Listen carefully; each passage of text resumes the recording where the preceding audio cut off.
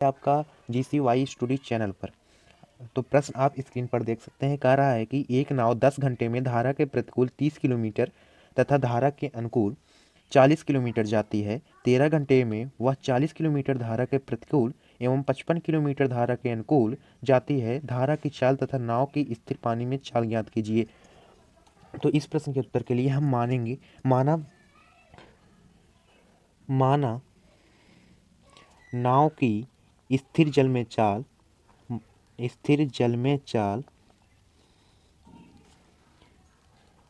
x kilometre प्रति घंटा है। हम घंटा क्यों ले रहे हैं? तो चूंकि कह रहा है कि 10 घंटे में जा रहे हैं, यानी कि मात्रक हमारा जो है घंटे में है। किलोमीटर क्यों ले रहे हैं? कि यहाँ पर किलोमीटर सब मात्रक दिया है, इसलिए हम किलोमीटर लिए हैं। ठीक है, परीक्षा में आपको यह चीज़ भी मायने रखती है, जो कि आप बहुत ही संभल कर करना। ठीक है, उसके बाद कर रहे हैं तथा धारा की चाल y किलोमीटर मान लेते हैं।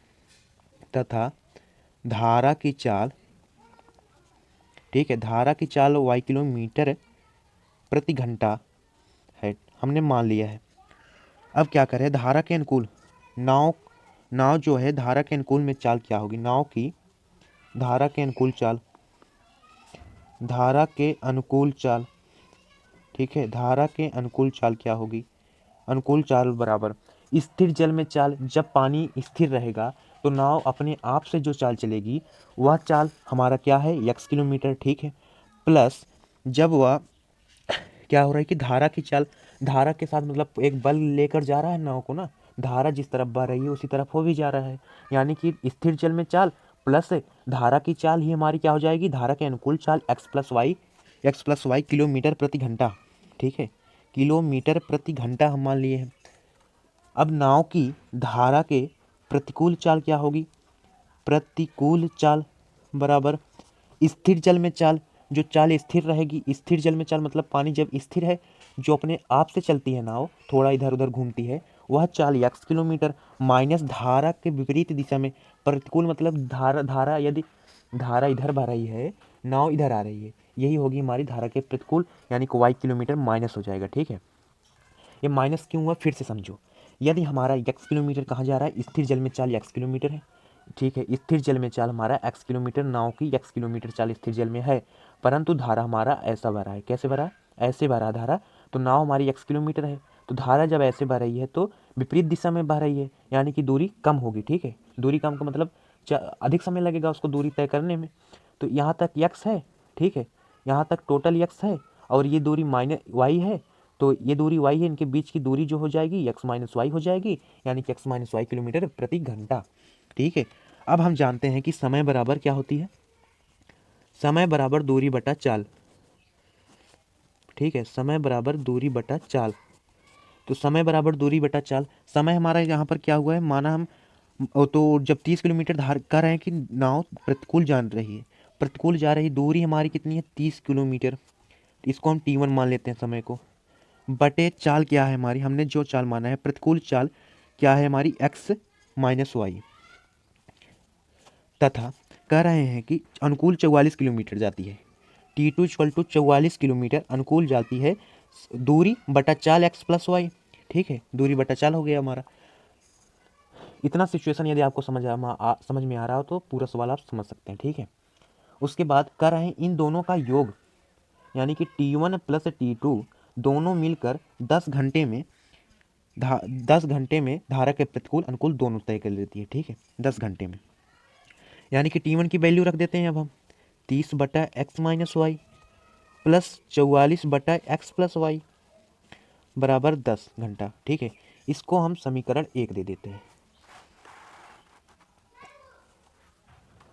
ठीक है, अब इसके बाद हम क्या करते हैं कि हम मान लेते हैं इसकी दूसरी स्थिति जो दे रखी है इन्होंने। कह रहा है कि 13 घंटे में, अब 13 घंटे में वह जो है 40 किलोमीटर धारा के प्रतिकूल, 13 घंटे में 40 किलोमीटर, अब 40 किलोमीटर वो धारा के प्रतिकूल, ठीक है, दूरी 40 किलोमीटर धारा के प्रतिकूल, प्रतिकूल चाल हमारी क्या है? x माइनस वाई, दूरी बटा चाल, दूरी हमारी 40 है, चाल x माइनस वाई हो गई।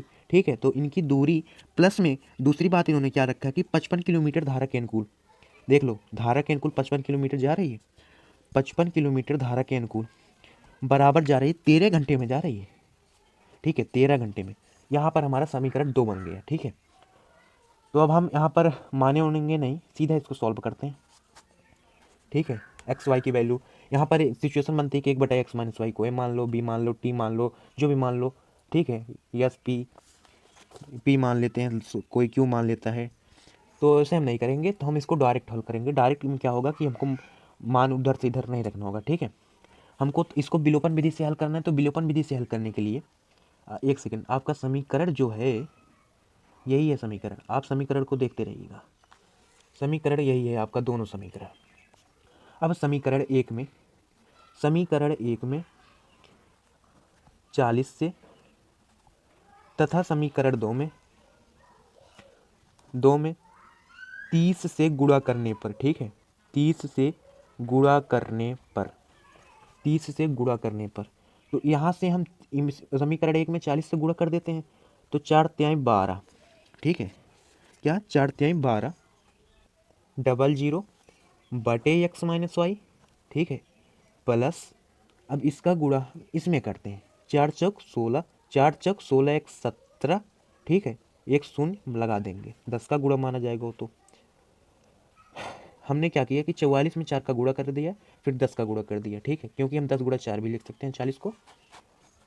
1760 हो गया, बटे में x कितना बच रहा है हमारा, बटे में x+y लिख देते हैं हम, बराबर कर देते हैं किसके, 40 का गुणा उसमें भी होगा तो 400 गया। ये समीकरण हमारा 3 बन गया जी। अब हम क्या करते हैं, समीकरण 2 में 30 से गुणा कर देते हैं। तो 3×4=1200 बटे x-y। ठीक है, दिख रहा है आपको। तो अब यहाँ से 30 का गुणा हम इसमें करेंगे 55 में, 30 का गुणा 55 में कर देते हैं। तो 5×15, 5×15=16, 1650 बटे x+y बराबर के कितने के हो जाएगा, 13×3=39। इसको हम 3 गुणा 10 भी लिख सकते हैं, इसलिए हम 13 का गुणा 3 में कर लिए, 10 का गुणा अलग से कर लिए, तो 390 हो गया। अब हम समीकरण समीकरण 3 में से 4 को घटाने पर, 3 में से समीकरण 4 को घटाने पर तो हम घटा देते हैं। ठीक है, माइनस, घटाने में चिन्ह बदल जाता है, यहाँ पर प्लस है तो माइनस, यहाँ पर भी माइनस, तो ये तो हमारा कट जाएगा।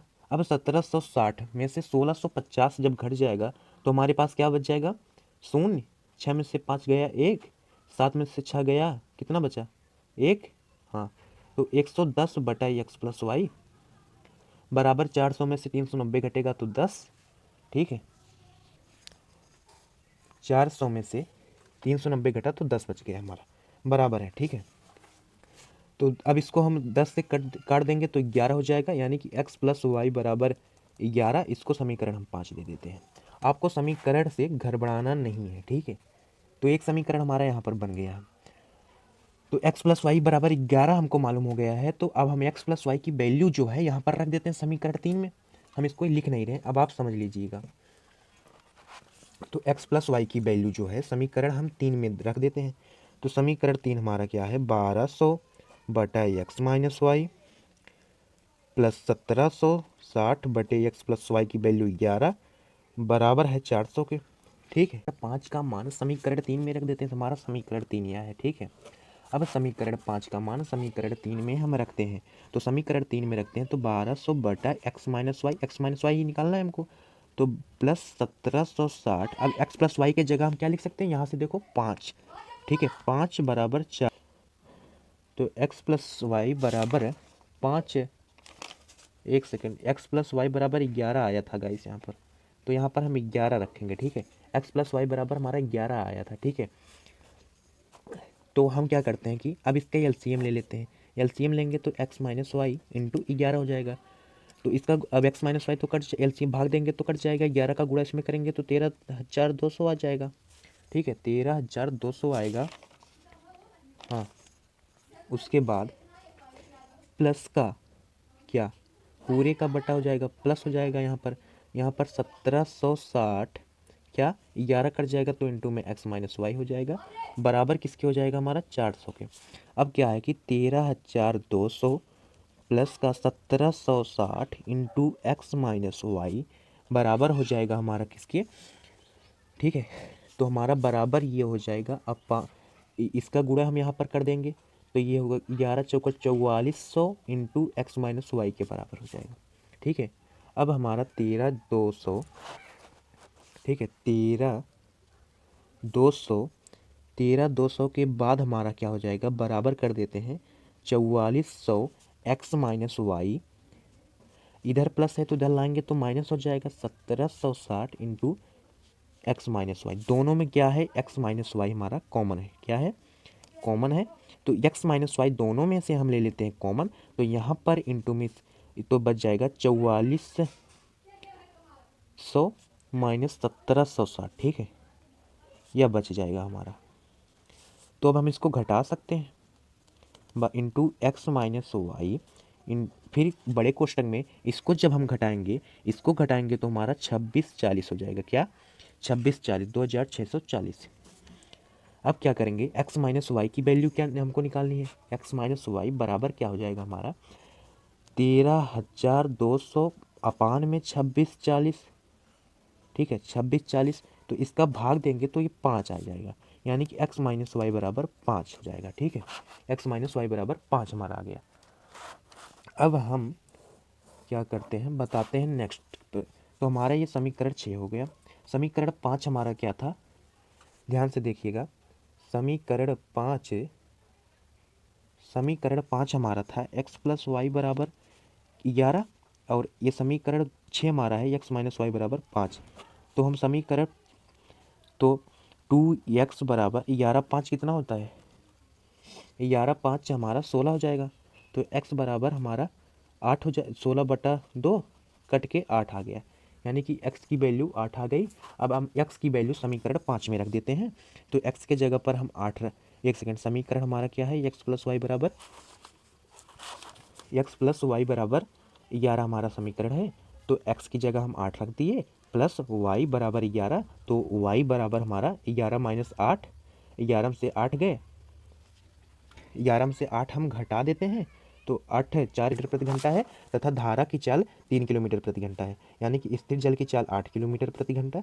ये हमारी स्थिर हो गई स्थिर जल में चाल, तथा हमारी 3 किलोमीटर प्रति घंटा धारा की चाल हो जाएगी। ठीक है, चलो पढ़ते हैं नेक्स्ट प्रश्न की तरफ। नेक्स्ट प्रश्न हमारा क्या है, देखते हैं। तो नेक्स्ट प्रश्न आप स्क्रीन पर ही देख सकते होगा। ठीक है, नेक्स्ट प्रश्न आप स्क्रीन पर ही देखो। अब नेक्स्ट प्रश्न है कि 13 मीटर व्यास वाले के वृत्ताकार पार्क की परिसीमा एक बिंदु पर एक खंभा इस प्रकार गाड़ना है कि इस पार्क की एक व्यास के दोनों अंत बिंदुओं पर बने फाटकों ए और बी से खंभे की दूरियों का अंतर जो है 7 मीटर है। क्या ऐसा करना संभव है? यदि है तो दोनों फाटकों में कितनी दूरियां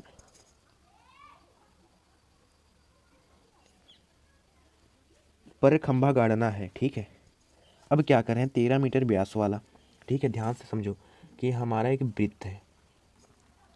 वृत्त है जिसका व्यास 13 सेंटीमीटर है। ठीक है, व्यास जो है 13 सेंटीमीटर है। उसके बाद बोल रहे हैं कि इसके परिसीमा, मतलब यहाँ इसकी परिधि पर हमको खंभे गाड़ने हैं। क्या गाड़ने, ये हमने गाड़ दिया खंभा, हमने खंभा गाड़ दिया। बोल रहे हैं कि खंभा गाड़ना है दोनों अंत बिंदुओं पर बने फाटकों ए बी, दोनों अंत बिंदु, मतलब यहीं कोई फाटक बना हुआ है जिनका अंत बिंदु 7 मीटर है। क्या है, 7 मीटर है, 7 मीटर है। तो यदि दोनों फाटकों की कितनी दूरियों पर गाड़ना होगा, ये मतलब फाटक यहाँ से यहाँ तक एक रास्ता आने जाने के लिए कितनी दूरी पर हमको गाड़ना होगा, यही निकालना है।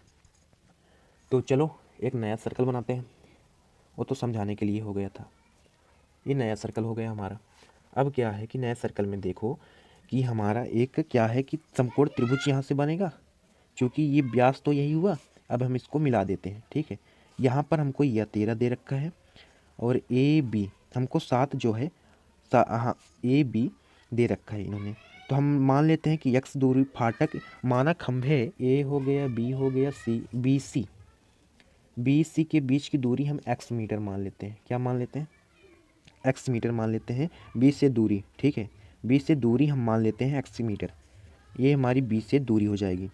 उसके बाद अब दोनों फाटकों की दूरियों का अंतर क्या हो जाएगा, दोनों फाटकों की दूरियों का अंतर, मतलब एक फाटक यहाँ से इन दोनों फाटकों के बीच की दूरी हमारी क्या हो जाएगी, यह हमारा 7 है। क्या है, यह हमारा 7 है।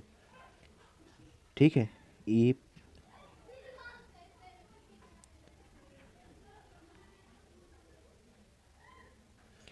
तो हमको हमको क्या निकालना है, यही निकालना है, ठीक है।